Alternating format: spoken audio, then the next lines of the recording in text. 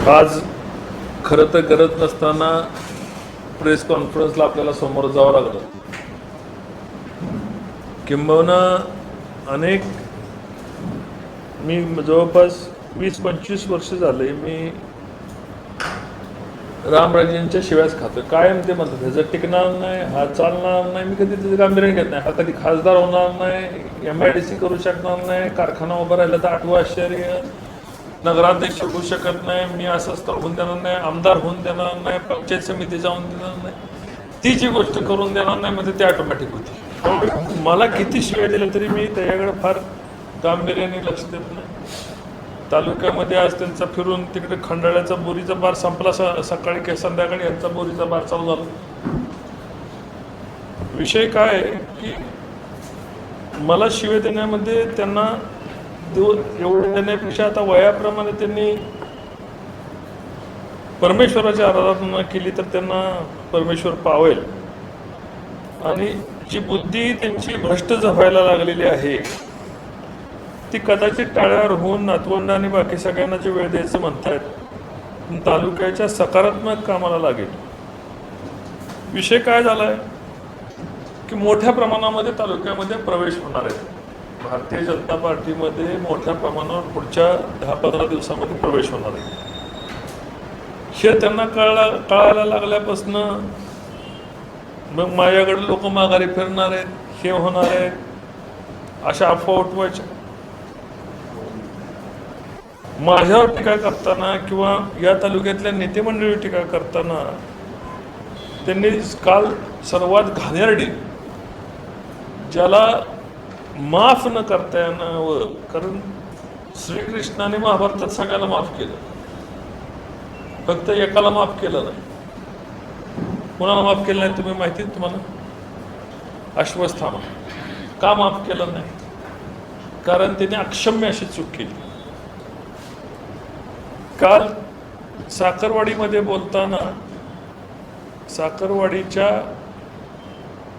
कन्येवर, ती माझी मुलगी असल्यासारखीच आहे, मला तारा, इंदिरा आणि मला शिवांजली किंवा माझ्या इथं असणाऱ्या सगळ्या नगरसेविका 10-20 वर्षाच्या मुली माझ्या मुली असल्यासारखीच आहेत, त्याच वयाच्या माझ्या मुली आहेत. आणि अशा मुलींच्या बाबतीमध्ये लोकांच्या मनामध्ये आणि वडिलांच्या कुटुंब, आज ते कुटुंब सगळं डिप्रेशनमध्ये आहे.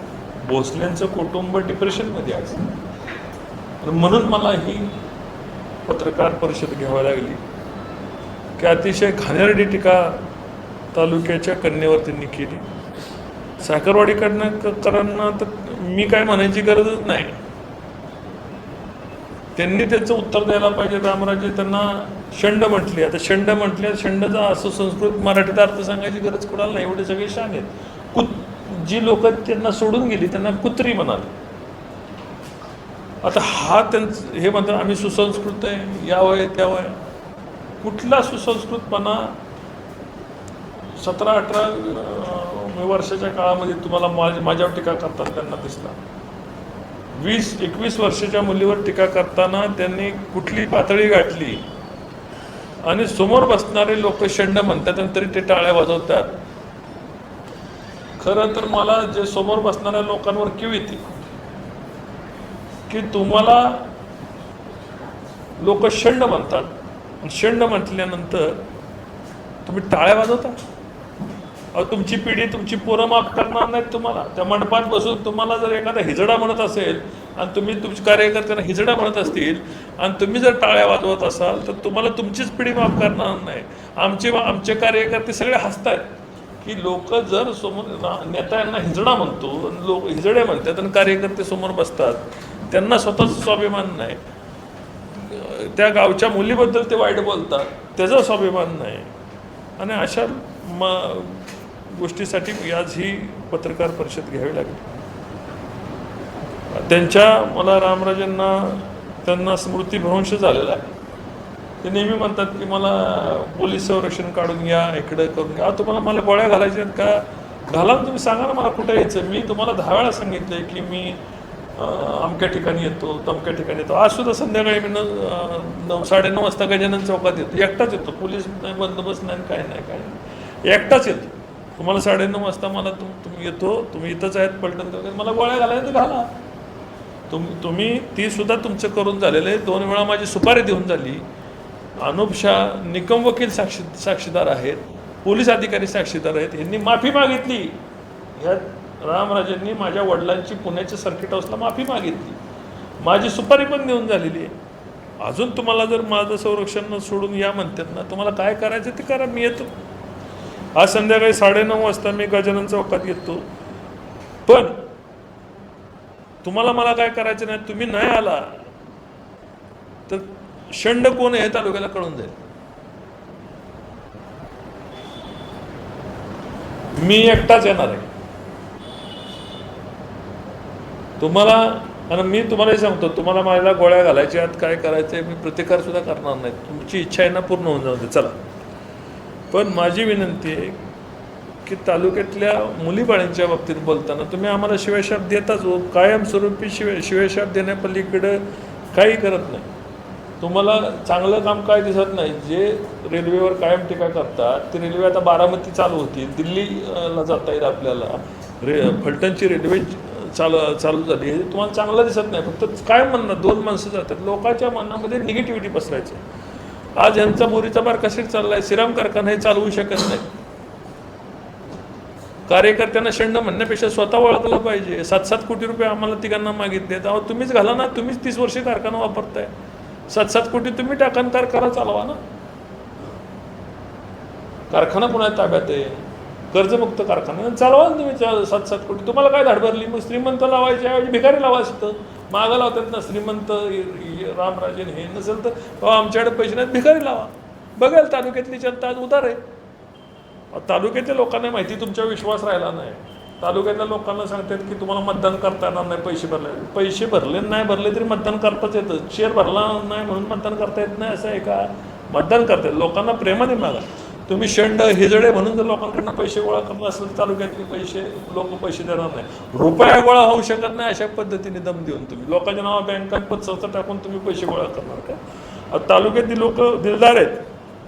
तुम्ही 15 कोटी नाही 150 कोटी गोळा करतील, पण ती कशाने गोळा करायची आहे. तुमच्याकडे नसते तर गोळा केले असते ना. इलेक्शनला बेमाप पैसा तुम्ही वाटता, तो पैसा येतो कुठनं. नगरपालिकेला सोन्याच्या अंगठ्या वाटल्या, आल्या का नाही पैसा. मग इथं द्या ना तुम्ही. कारखान्यात पैसे अनामत म्हणून द्या, कारखाना चालवा ना, माघारी न्या. आम्ही काय करायचं, पैसे घालायचे कारण आम्ही ठरवू ना. तुम्ही काय सांगायचे. कारण कुठली संस्था तुमची नीट चालली. मालोजी बँकेवर RBIने निर्बंध लागले, त्यात घोटाळा झाला म्हणून बँक हे रामराजे सहकार महर्षी म्हणून फिरतात ना. तर हा सहकाराचा चोर आहे रामराजे. आज मोठ्या प्रमाणावर मालोजी बँकेवर निर्बंध लागले. मालोजी बँक पतसंस्थेला विकायची वेळ का आली. दूध संघाचा निलाव का झाला. खरेदी विक्री संघ का गायब झाला. फलटणच्या सगळ्या सहकारी संस्था यांनी वाटोळ करून टाकली. श्रीराम यांना दुसऱ्याला चालवायला दिला नाही तर श्रीरामची 45 एकर जमीन विकली. श्रीराम सुद्धा यांनी विकला असता. मला सांगा यांचं काम काय. रामराजेंचं काही करायचं नाही. कर्तृत्व नाही ह्यांच्याकडे नाही, ह्यांच्या कुणाकडे आहे. काय कर्तृत्व आहे.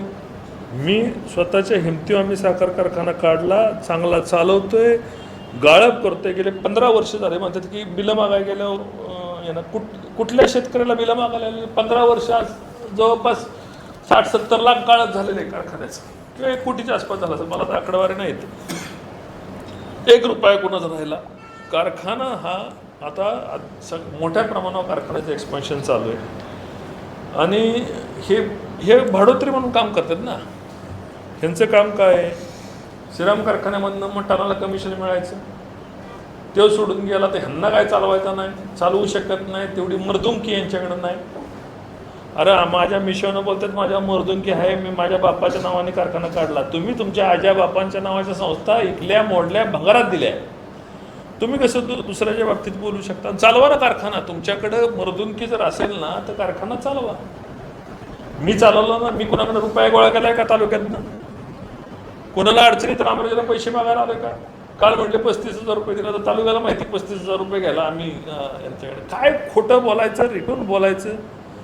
आम्ही डेअरी विकली. 8 वर्षापूर्वी डेअरी विकली. 2018ला डेअरीचा सौदाला विकली. तिने 7 वर्ष डेअरी चालवली. पुढं त्याच्या त्या अडचणीने गेला. पण त्याची टीका मला ते त्या धारूला घालून तुम्हाला डेअरी घेणे म्हणजे तुम्हाला घ्यायची तुम्ही घ्या, मला त्याने इंटरेस्ट असताना मी घेतली असते ना डेअरी, मला त्याच्यामध्ये इंटरेस्ट नाही. तुम्हाला धारू तुमच्या मागं फायनान्सर फार मोठा उभा आहे, कमिशन तुम्हाला महिन्याला चोख आणून देतो, तुम्ही चालवा. धारूच्या बऱ्याच तक्रारी माझ्याकडे आलेल्या आहेत, योग्य वेळी त्याचं आपण बघूया. त्याचं मला या ठिकाणी सांगायचं आहे की ते 8 वर्षापूर्वी डेअरी विकलेली, उद्या एखाद्याला गाडी विकली, त्यांनी जाऊन पुढे 2 वर्षांनी अपघात केला तर जुन्या मालकाला पण दोषी जमतं का?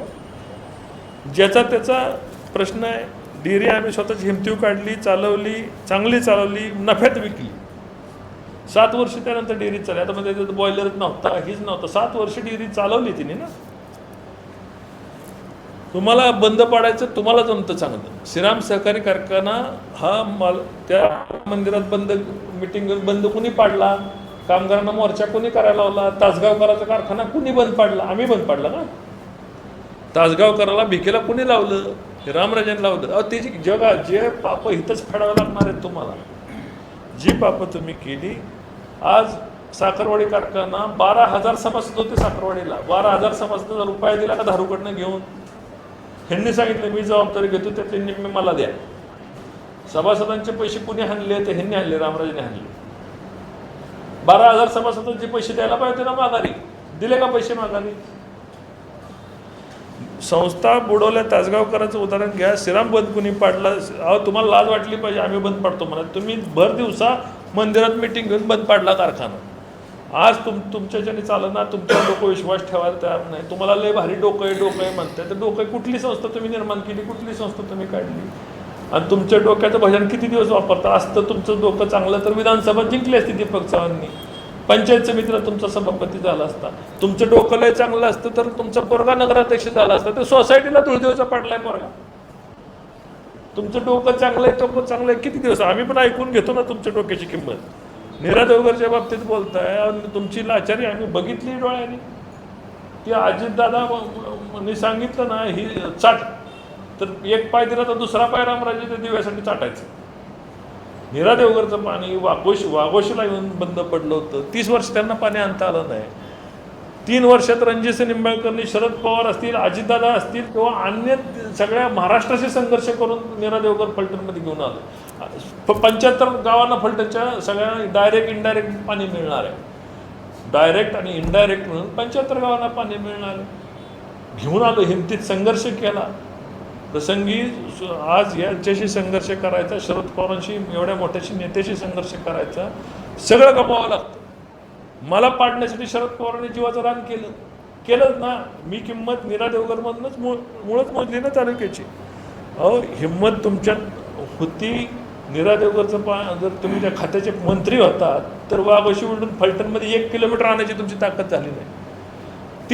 25 वर्ष पाणी तिथं बंद पडलेलं तुम्ही आणू शकला नाही. तुम्ही सांगताय मी हे केलं ते केलं. अहो चुका दुरुस्त करायला शिकल्या पण पाहिजेत. साधी त्या दिव्यावरनं नगरपालिकेच्या दिव्यावरनं टीका झाली. आम्ही आणि सगळ्या आमच्या इथं बसणाऱ्या सगळ्या कोर कमिटी, नगरपालिकेच्या नगराध्यक्षांनी निर्णय घेतला की ते खांबाला दोरी बांधून दिवा पडला का मला माहिती नाही, पण आम्ही सर्वांनी मिळून निवड कुठलं वादळ वारा आलं सगळे दिवे काढायला लावले. मी म्हणतो 100-500 दिवे असतील ते काढायला लावले आणि परत बसवायचा नाही, परत ताकदीने बसवायचा नाही. ते नगरपालिकेच्या आमच्या काही चुका असतील, आम्ही बाबा ते पालखीला घाई केली असेल, पण त्याच्यात चुका असतील तर मान्य करून आपण दुरुस्त करायला गेलो पाहिजे पुढं. आम्ही ते काढायला लावलं ना. आम्ही काय ठेवलं का? एक दिवा ठेवला नाही. सगळे दिवे काढून परत नव्याने ताकदीने दिवे लावायचा निर्णय घेतात. चुका मान्य पण करायला लागतं. मला काय सांगायचं आहे, श्रीराम कारखान्याच्या तुम्ही जे सारखं दारू म्हणजे रुपारेल मॅडम पैसे आहेत, त्यांच्या पैशावरती 15,000चं करतील नाही तर 50,000 करतील. तुम्ही कशाला मिशा पळता? त्यांचं कर्तृत्व आहे, त्या रुपारेल मॅडमचं कर्तृत्व असेल, त्यांच्या जीवावर किंवा त्या दारूचं कर्तृत्व असेल, तुम्ही कशाला मिशा पिळता?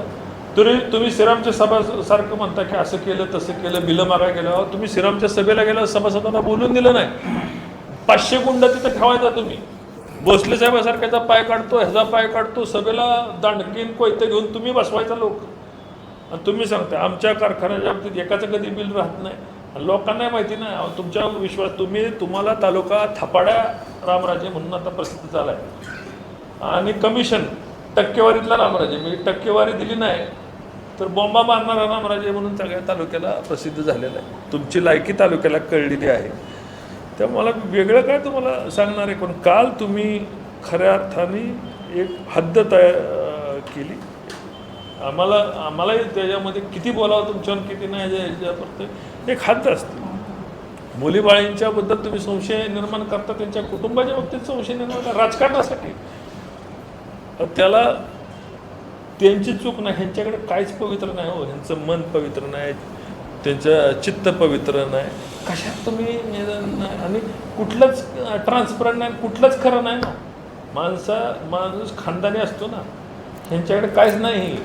जर खानदानी माणूस असता हा रामराजे तर त्या मुलीबाळीवर बोललाच नसता.